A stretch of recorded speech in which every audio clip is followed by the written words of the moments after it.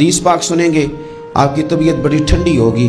میرے نبی پاک صلی اللہ تعالیٰ علیہ وسلم نے ارشاد فرماتے ہیں کہ جو بندہ سوال سے بچنا چاہے گا، ارادہ کرے گا اللہ میں نے کسی سے نہیں مانگنا، فرمایا جو سوال سے بچنا چاہے گا رب اسے سوال سے بچا لے گا، اور جو لوگوں سے بے نیاز ہونا چاہے گا کہے گا یا اللہ مجھے دنیا داروں کا محتاج نہ بناؤ، اپنی بارگاہ سے عطا فرما۔ جو لوگوں سے بے نیاز ہونا چاہے گا اللہ لوگوں سے بے نیاز کر دے گا، اور فرمایا جو صبر کا ارادہ کرے گا اللہ اسے صبر کی توفیق بھی عطا فرما دے گا۔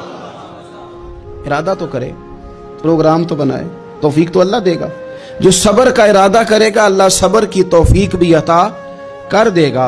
اور حضور صلی اللہ تعالی علیہ وسلم فرمانے لگے یاد رکھو کسی بندے کو جو بہترین تحفہ دیا گیا ہے نا، اگر کسی کو کوئی بہترین عطیہ ملا ہے تو پھر اللہ تعالیٰ نے اسے صبر عطا فرمایا ہے۔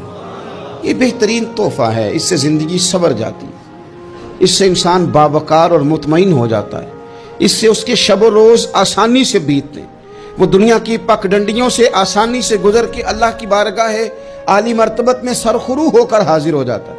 لیکن اگر بے حوصلہ ہو، صبر نہ ہو، پھر نقصان روز بروز بڑھتا ہے۔ اور پھر میرے رسول پاک صلی اللہ تعالی علیہ وسلم ارشاد فرماتے ہیں کہ اصل بات یہ ہے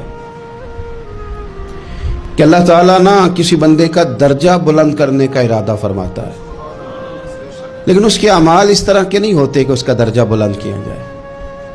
اب رب کیا کرتا ہے، اللہ تعالیٰ اس کو مال کی، جان کی، اولاد کی کسی مشکل میں ڈال دیتا ہے، اس مصیبت پر وہ بندہ صبر کرتا ہے تو اللہ تعالیٰ اس کا درجہ بلند فرما دیتا ہے۔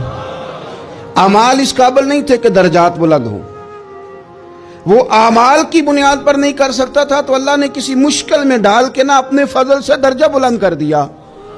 اب جو راہ طریقت کا مسافر تھا، جو سلوک کی منازل طے کر رہا تھا، جو اللہ رسول کے قریب جانے چاہ رہا تھا، اس کے لیے کتنی آسانی ہو گئی کہ مجاہدہ تو زیادہ نہ کر سکا، کثرت سے نفلی صوم و صلات کا بندوبست تو نہ کر سکا، تھوڑا سا صبر کیا، رب نے اپنا اور اپنے محبوب کا قرب عطا فرما دیا۔ تو یہ تو آپ صبر کرنے کے لیے جب نکلے ہیں تو آپ نے تو رب رسول کو پا لیا۔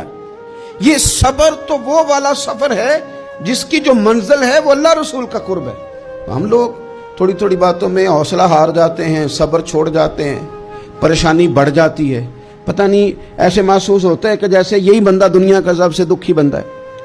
تو ایک تو یہ کہ ذاتی حیثیت سے صبر کرے، ایک یہ کہ پھر دشمن کا جب مقابلہ ہو، آمن نصبرو و صابرو، آپ کا جب مقابلہ سامنے کسی کے ساتھ ہو تو پھر تیر، تلواریں، اسلحہ، بندوقیں یہ نہیں زیادہ لڑتی، میدانوں میں حوصلے لڑتے ہیں، میدانوں میں صبر لڑتا ہے، میدانوں کے اندر توانائیاں لڑتی ہیں۔ میدان کربلا کے اندر کوئی مقابلہ نہیں تھا تیر کا تیر کے ساتھ، تلوار کا تلوار کے ساتھ کوئی مقابلہ نہیں تھا۔ میدان کربلا کے اندر ظلم کا صبر سے مقابلہ تھا۔ فتح کے ڈنکے یزید نے بجائے تھے، جشن ابن زیاد نے منایا تھا، لیکن قیامت تک اللہ نے جو فتح عطا فرمائی ہے تو وہ حسین ابن علی کے صبر کو عطا فرمائی ہے، وہ سیدنا امام علی مقام کے صبر کو ملی۔ عزیز بھائی، صبر ہی ہمیشہ فاتح ہوتا ہے، صبر ہی جیتا کرتا ہے، صبر ہی کامیابیاں دیتا ہے، نتیجے صبر کے نکلتے ہیں، صبر کے، حوصلے کے نتیجے ہوتے ہیں۔ ہماری جلد بازی ہمیں شکست خوردہ کر دے گی، ہمارا حوصلہ نہ ہونا ہمیں ہرا دے گا، ہم کمزور پڑ جائیں گے اگر ہم بے حوصلہ ہو جائیں گے۔